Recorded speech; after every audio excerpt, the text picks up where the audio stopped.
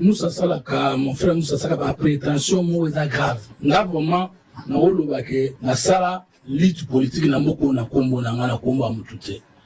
Mais c'est, il n'y a pas 10 ans que na moni de Moussa na scène politique. Abi Magaloro, la moutouma, boune, la moko, yo, alors que Koye Banane, ils a récent. Et puis, tu imagines, toujours sur la débat politique, c'est la deuxième fois, troisième fois, le bananga, aux amours, la classe et à moi, sinanga. Et où y éviter, bah, yebson, et l'eau, on est salanga, pas si mon qu'on est baraté, qu'est-ce que ça veut dire? D'abord, je ne connais pas sa femme là. Mais il fallait que moi, si je à la ganini, et à ça, camarade de Nangaï, il y a promotion nini. Deux, là, mon colo, vous avez dans la classe. Si tu n'as pas du respect envers ta femme, que tu veux mettre dans les caméras, papa classe. Non, mais écoute, là, dans le troisième cycle. Dans le troisième cycle, mon classe, est-ce que tu traduis les mots collègue par mon classe? Tu penses que c'est de l'insulte, de l'injure? Mais parce que quand tu veux me parler, dis, comment ça n'a pas autant de en clair, moi, si nangai, au yébine, bah, étudier à Balubaraï. Bah, étudier à Balubarangani.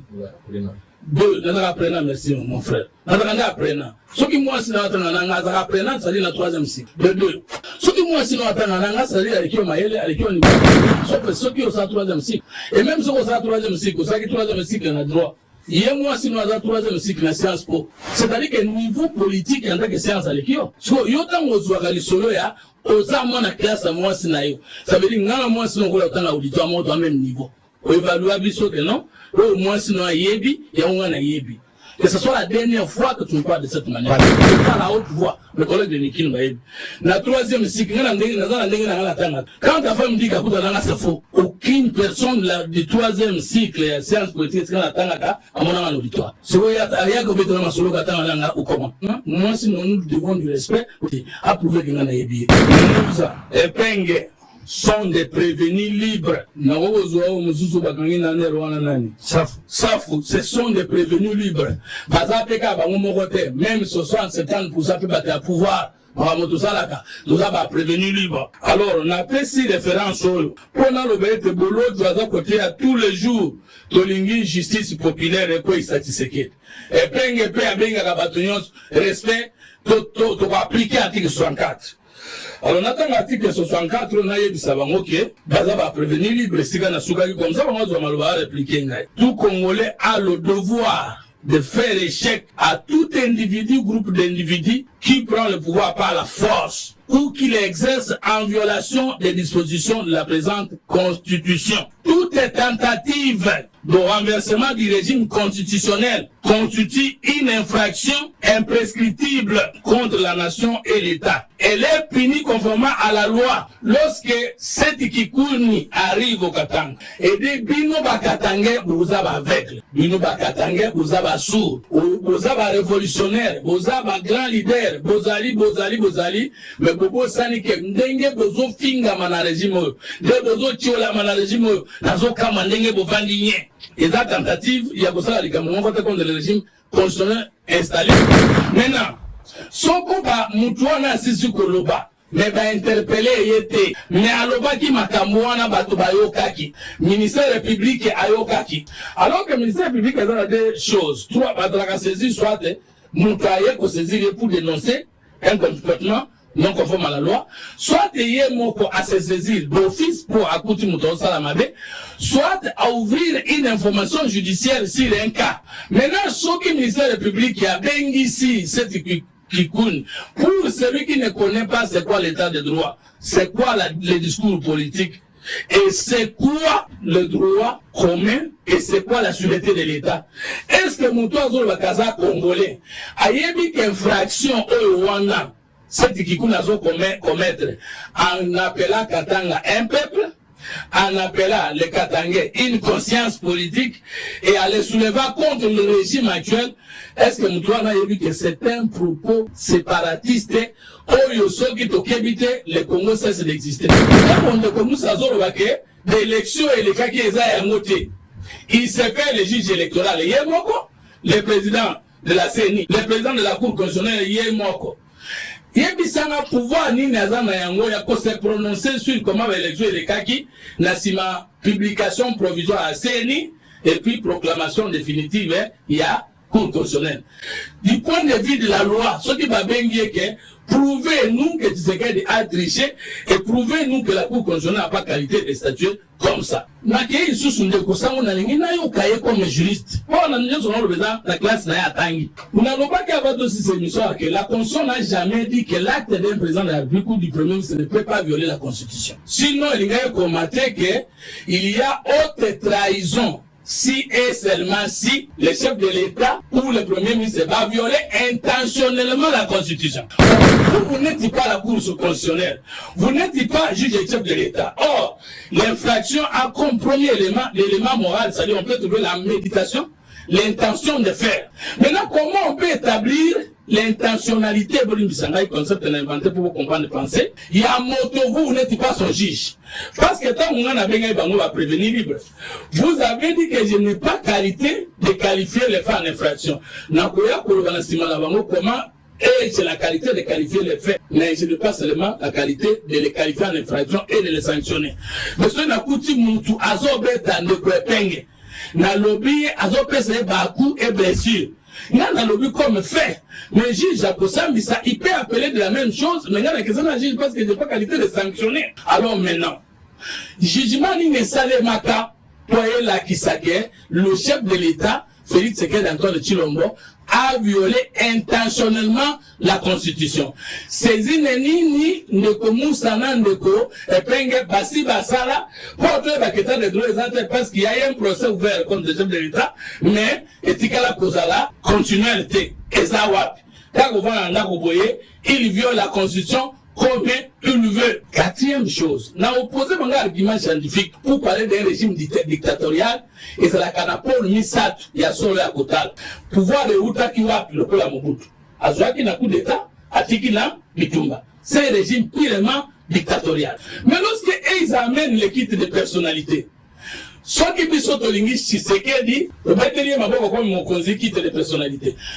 Le discours nous ce matin fait où la salaka et ça dit que normal n'a aucune élection na sécurité après a changé une élection c'est juste na limbi après a continuer c'est juste les lois lobaki Tshisekedi et ça pouvoir à Kagame et ça pouvoir à Kabila le là azoya na dialogue na les mêmes Kabila les mêmes Tshisekedi a reconnaître l'élection c'est parfait mon colonie ni yo so mona le komuza ndeko epenge na qualité na bango scientifique basi baya ba attaquer sur le votre plateau ba opposition nous avons fait le choix de quitter l'opposition et d'être membre du pouvoir et que nous devons assumer ce budget ce bilan là devant le peuple congolais bala kisangai azotu nanga mukolo wana yo elingi nombre de morts combien mais papa na tableau comparatif basala kanini pona koyeba ke taux ya chômage et l'équipe na régime ya Sarkozy et ya régime à François Nanini ya Macron et les élevé tout équité on compare quoi les chiffres non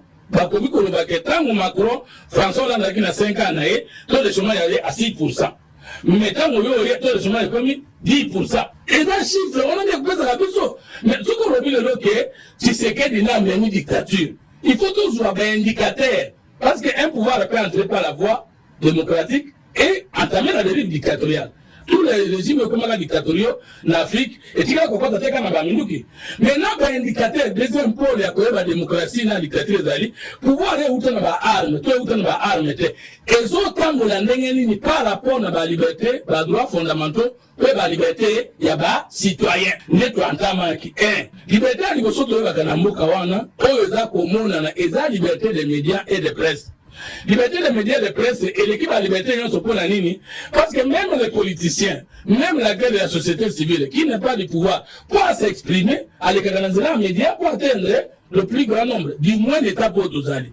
Donc, jusqu'au nombre de chaînes qui fermées, Natangoya, si c'est que dit, la Kabila, quand on a le pouvoir, Kabila peine, n'a Mobutu, même pas d'abord fermé, nombre d'organes de médias qui ont fonctionné, Natango Nabango.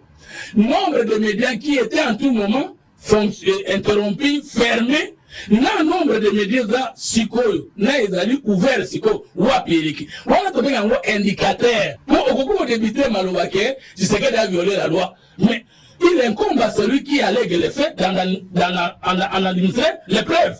Maintenant, ce qu'on lobby, c'est qu'il y a un dictateur. Ok. Tout le ya Kabila, il y a eu combien d'exilés politiques? Il y a eu combien de prisonniers politiques? Il y a eu combien de journalistes en danger, arrêtés, consorts?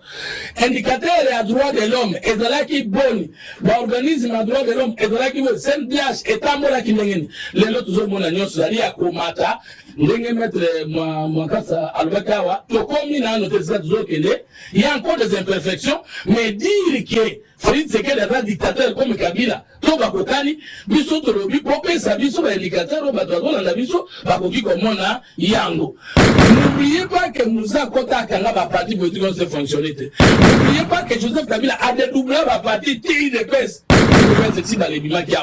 Depuis que Félix Tshisekedi a donné le pouvoir, a dédoublé parti Yanani.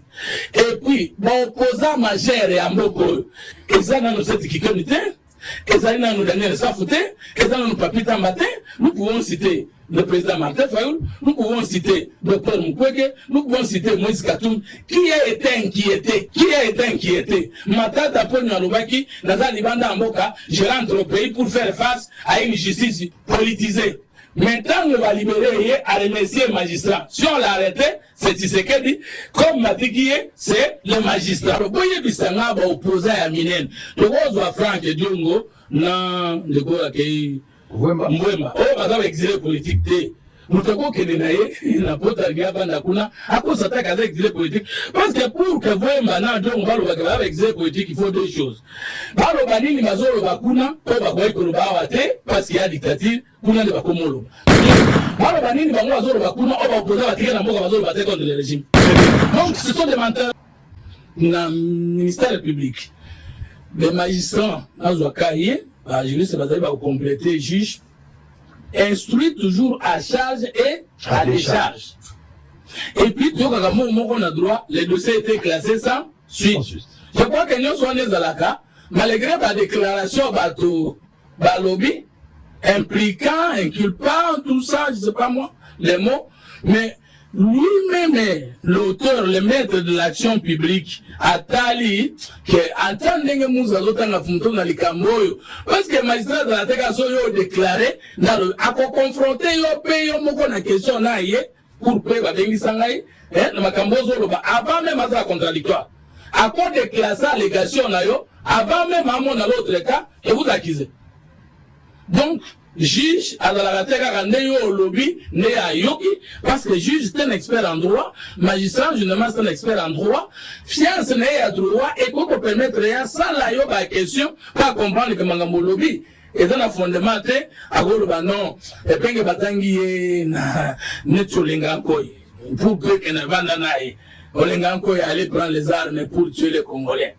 N'évitez à Zamoutou, n'évitez pas sauter. Juge pas cause dans la place n'a le col analyser, fait à toute l'administration de presse, à mon que dans la tinate à copie cotique. Voilà la réponse. Pourquoi Lubaya, Olenga et les autres qui ont été cités, même Kabila, n'ont pas pu être appelés. Maman Likambezali, oya l'équipe bisto, dans l'enseignement, oya l'équipe bisto, l'information, oya l'équipe bisto, dans moyen accès à l'information à l'objet. Kabila na kusola na nini. D'ailleurs, AFC, c'est lui. Va poursuivre un homme politique et un contre la présentateur politique sur le terrain. Dans mon entier. Je vais vous donner l'exemple. Nicolas Sarkozy a été condamné en France. Je crois, des affaires. Il n'a jamais fait la prison. Je ne pense pas que je vais expliquer quand on est déjà condamné, mais à l'aide de côté. Mais nous avons un service dans la sur la base de mon français, moi, non, mais c'est fait mon d'autre. Donc, qui jamais condiment pour des bavires, Oyo Sarkozy, à Sali, dans un pays du tiers-monde, dans Libye, il est à côté de la bloc. Pour la Nini, nous risquons de mettre le pouvoir français. S'il aurait fait ça contre les citoyens français, on peut comprendre. Mais c'est le privilège du pouvoir français qui lui a donné les capacités de détruire la Libye. Et à cause d'un peu étranger, côtier à celui qui a représenté l'esprit de la France en prison, moi je crois que les Français ne le feront pas. Parce que chaque pays a un conseil de sécurité. Au moins, le Sénat n'a pas existé, et ça n'a pas l'Assemblée nationale. Par contre, le Sénat et la Grande-Bretagne est à la cas, les valeurs, l'élite, les victoires et la conservation de la sûreté anglaise. C'est-à-dire que le Sénat ne fait pas le même travail que l'Assemblée nationale. En ce moment-là, si Mokonzi Amok juge aux article 68 de la Constitution, paragraphe 1er, si je ne m'abuse pas, et Lobi Boye, c'est la séparation du pouvoir. Donc, pardon, de l'exercice et de l'organisation du pouvoir. Il n'y a qu'un seul pouvoir public qui est éclaté en pouvoir législatif, pouvoir exécutif et pouvoir judiciaire. Au commun, on a éclaté les noirs. Donc, depuis nous, et c'est un peu de la démocratie, et c'est un parlement, la présidence, qu'on a gouvernement, non. Il y a d'abord la chaîne avant la séparation de pouvoir.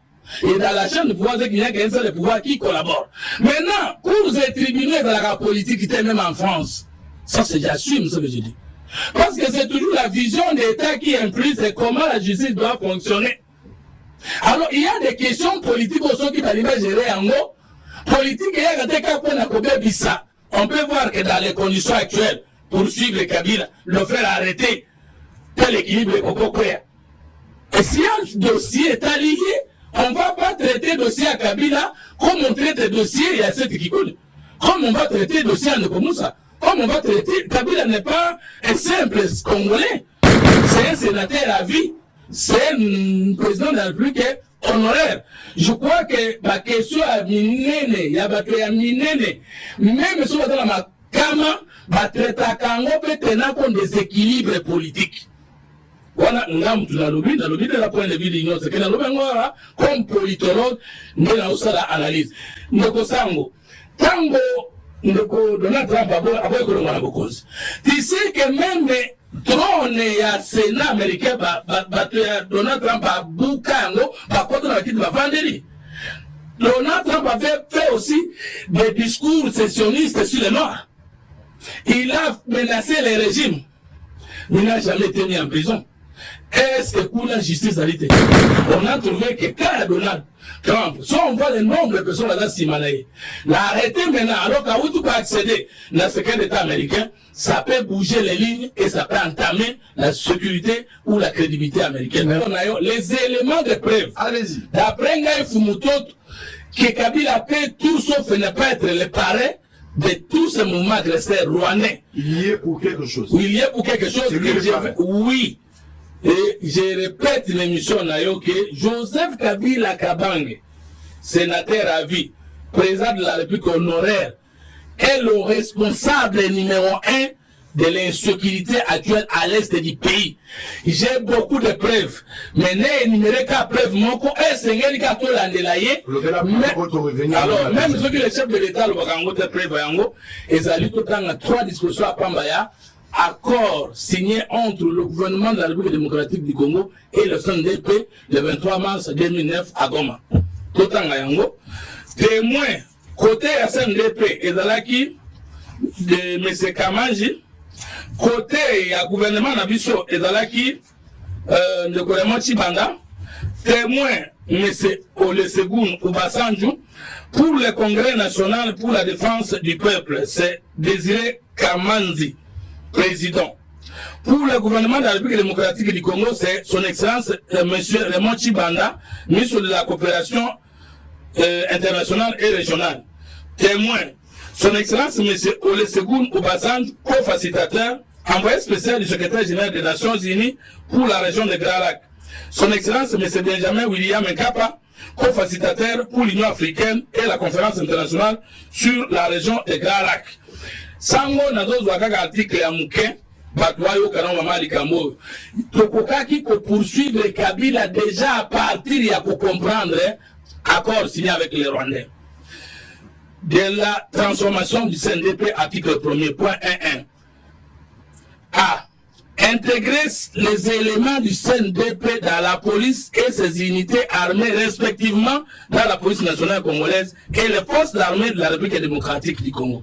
CNDP est un mouvement agresseur, il y a Rwandais, Nkunda, Ntagana, et vous pouvez dire, on ne peut pas nous dire aujourd'hui que Kabila ne savait pas qu'Nkunda est Rwandais, que Ntagana est Rwandais.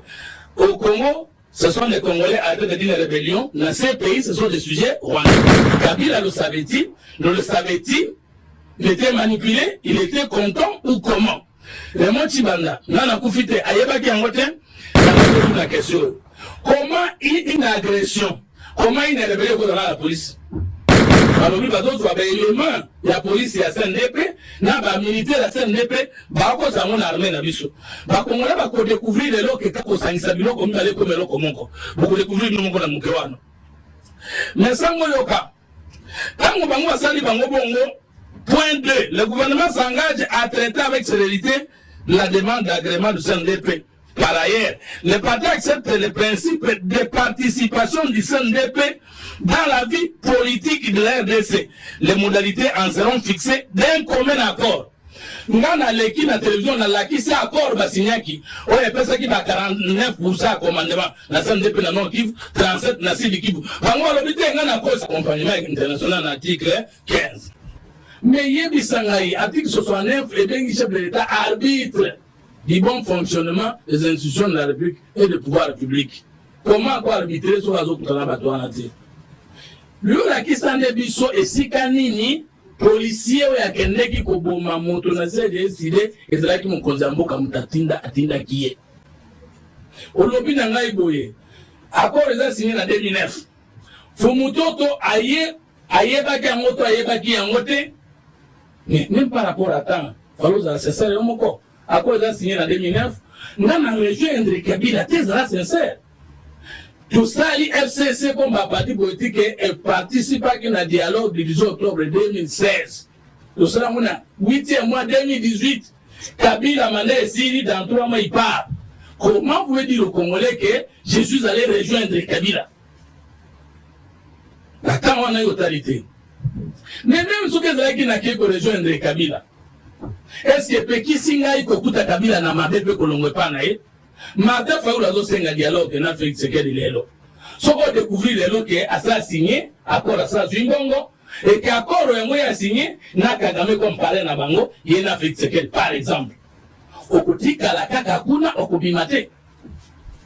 C'est-à-dire, selon vous, si quelqu'un était dans un régime, Akuti mabe na kati ya régime wana akoliko bimate yo lobinga nazo bimapona se pelisa tsekele mais Honoré Ngwanda azalaki conseil spécial en matière de sécurité du président Mobutu abimaki akomi na poto a dénoncé mabe nyonso Mobutu azala na mboka oyo il le faisait pour être nommé na poste politique par quel président. Pourquoi vous voulez confondre la vérité que nous disons avec nos appartenances politiques d'hier? Je n'ai jamais quitté l'FCC. Mais c'est l'FCC qui a quitté le pouvoir, il m'avait laissé. Et ça, on va témoin. Parce que M. expliqué le monde entier. Et ça, question, ça va tourner aux Aga dans l'FCC. J'ai quitté l'FCC. C'était comment? Tout pays FCC cache le pouvoir. Tout comme on a pouvoir, tout canisi qui est basé dans la poste, tout qui est liboso. Mokonzi ya mboka lobi na kanisa kinde bato ba yoki ke to pardonner to kende liboso na moni ke l'intention na bango ezalinde ko boma mboka. Alors là lobi le salut du peuple est la loi suprême. Banani balingi mboka batika na ngai, banani balingi continuer bizale wa ba kende. C'est l'FCC qui m'a laissé au pouvoir. Est-ce que j'ai quitté l'FCC pour rejoindre le pouvoir pour na koluka libomu comme Moussa est en train de spéculer? Le vagabondage politique est zanine. Et ça le passage d'un bord idéologique et un autre. Mais moi, je suis président national d'un parti politique. Donc, c'est l'alliance FCC. Donc, qui a pouvoir, est-ce qu'il y a un parti politique dans la transhumance?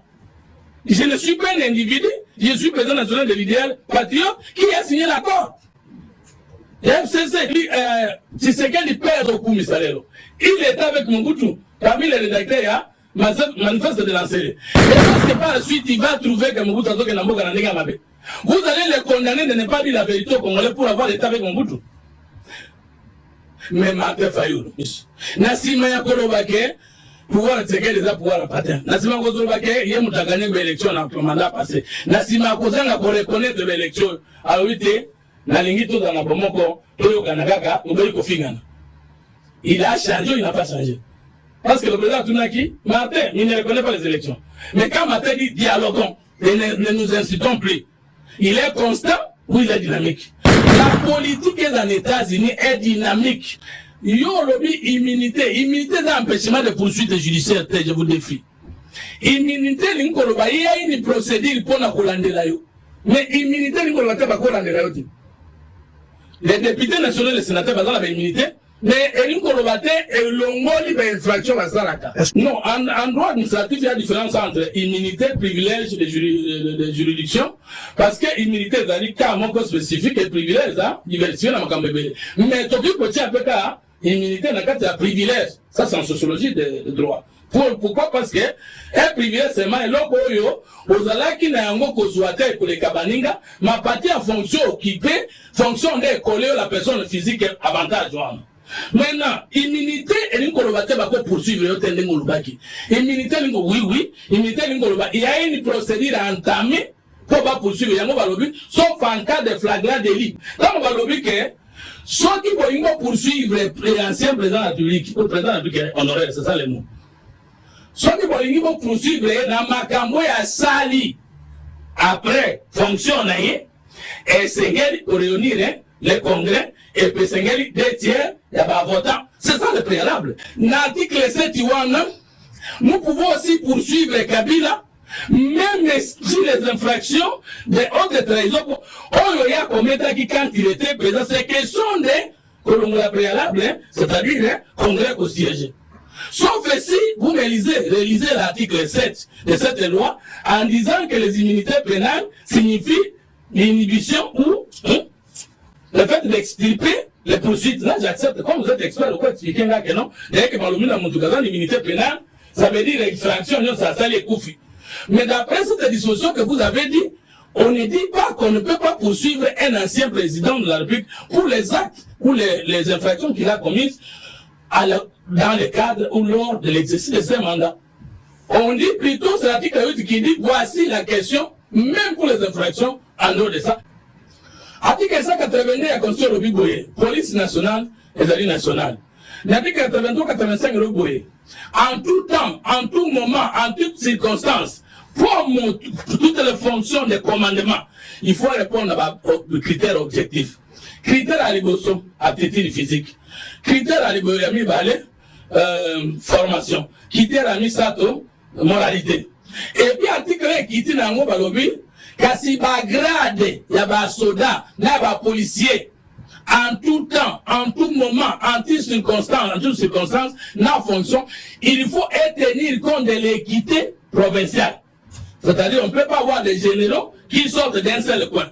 Lorsque Kabila prend des généraux militaires, des généraux policiers, issus du M23 et les met dans l'armée congolaise, il n'a pas violé la haute sécurité du pays en 85-86. Parce que les chefs de l'État, même pour avoir des sujets d'état de chefs dirigeants, il faut consulter.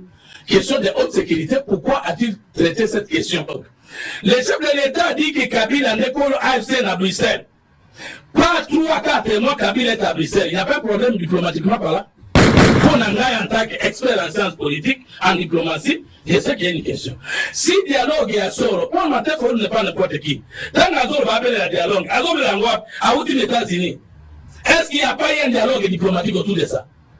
Moi, en tant que politologue, je comprends. Le président Félix est avec le mouvement agresseur et rebelle. La Rwanda en train de négocier na bato Amenouk. Matin, il faut la outil États-Unis avec le dialogue à niveau sur la terre. Pour en tant que politologue, on m'a déjà donné la compréhension. C'est-à-dire que je ne veux pas dire ça parce que moi, quand même, j'ai occupé les fonctions du Conseil de la République. Je suis justiciable de la Cour de cassation. Il y a des choses que je ne peux pas dire. Mais alors, en principe, un bon politologue ne peut pas faire beaucoup d'interventions à la télévision. Moi, j'ai étudié le pouvoir, la sûreté, le secret du pouvoir. Vous avez étudié la loi. Pour un politologue, la loi est la garde-fou des idéologies politiques. Alors, quand nous voulons parler d'État, nous allons sauter nettoyer l'État pour les cabissos. Ceux qui dirigent comment y est l'État pour les politologues, on a Azan Bloki, et à la science politique. Parce que nous, on étudie l'État comme objet et le pouvoir d'État. Vous étudiez un département de l'État. Est-ce que vous avez vu dans un État un ministère chargé des questions politiques? Ou un ministère chargé des questions des droits politiques? Pourquoi il n'y a pas dans un État un ministère chargé des questions politiques? Parce que tous les départements là, et dans l'économie, et dans les droits humains, et dans le droit, ce sont les départements de la politique. L'État est essentiellement politique. Alors, quand on s'en va vous poser des questions pertinentes, pourquoi la politique est de 2 poids, 2 mesures, alors que vous avez dénoncé que Kabila Azali Kolo AOC bobengisi ata ate ndenge nini na uti kolakisa yo ke s'il n'y a pas d'autres représentants politiques et diplomatiques, on peut les poursuivre moyennant l'article 7 et 8 ya loi lobby. Mais si nous voulons négocier, on négocier na bato basimi minduki na Rwanda. Mungane a lobby très vite pour négocier. Vous croyez que la communauté internationale va nous permettre, ça, moi, c'est mon point de vue, de poursuivre Kabila du point de vue judiciaire au Congo, alors qu'il fait partie des parties prenantes. Comme un besoin, parce que même les rebelles autonomes dans l'Est, mais il a porté atteinte à la sûreté de l'État. Parce qu'il y a ça, c'est Maki, intelligence avec le Rwandais, qui est Kagame, à ça, on va déconner. Mais si on est avec eux, on peut faire la paix. Au moment qu'on veut faire la paix avec Kabila, on ne peut pas nous interdire de dire ce qu'il a fait aux Congolais. S'il y a possibilité à quoi on a l'aide,